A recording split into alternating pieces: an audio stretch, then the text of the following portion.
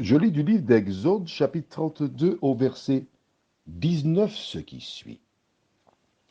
Et comme il approchait du camp, il vit le veau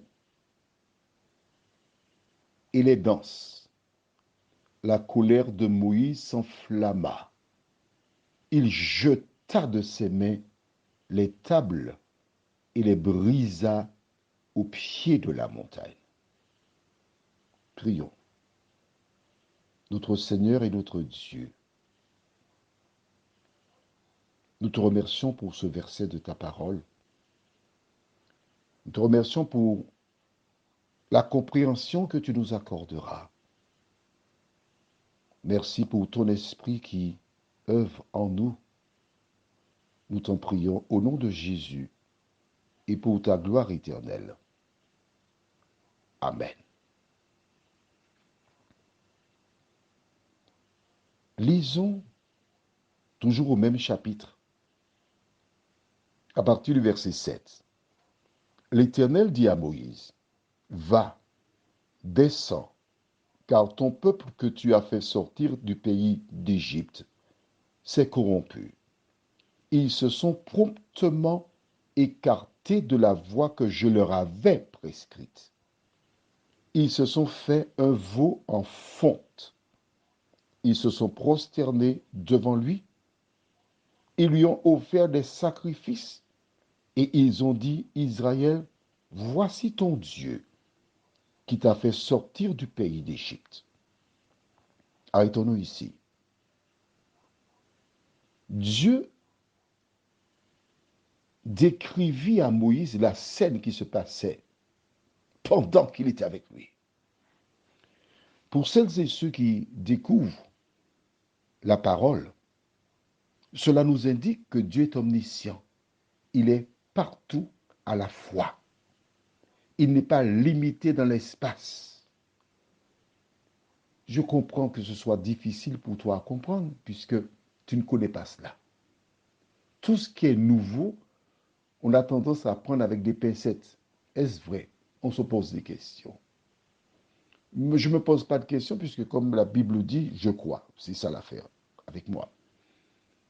Et quand Moïse descend, à partir du verset 19 que nous avons vu, que voit-il? Qu'est-il énuméré en premier? Je relis. Et comme il approchait du camp, il vit le veau. Il y avait bien des personnes, mais il cherchait le veau.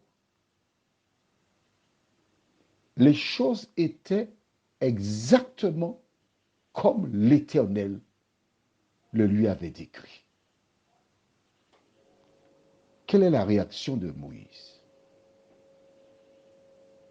Il est outré, ulcéré, dégoûté.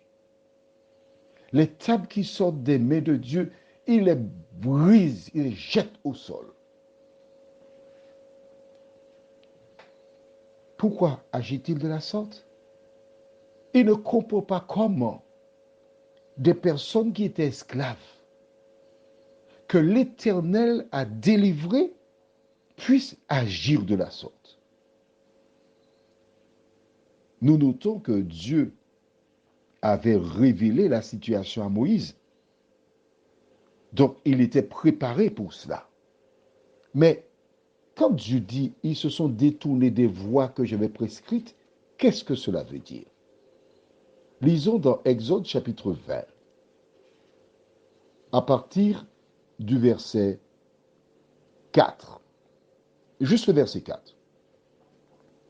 Tu ne te feras point d'image taillée, ni de représentation quelconque des choses qui sont en haut dans les cieux, donc et un rapport avec Dieu, qui sont en bas sur la terre, tout ce qu'il y a sur la terre, des veaux, des bœufs, des moutons, euh, des ânes, etc.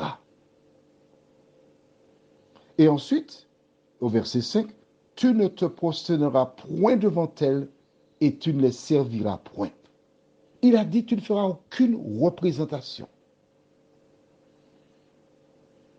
Mais pourquoi? Des choses qui sont sujettes à adoration. Ne fais pas cela. Donc, le veau d'or, ce n'est pas bon.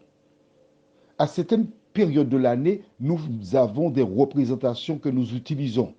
Tu sais lire. Relis alors à nouveau Exode 20, versets 4 et 5. Et puis, regarde ce qu'il y a dans ta maison qui est en contradiction avec ce que dit la Bible. Le reste, tu sais ce que tu as à faire. Prions.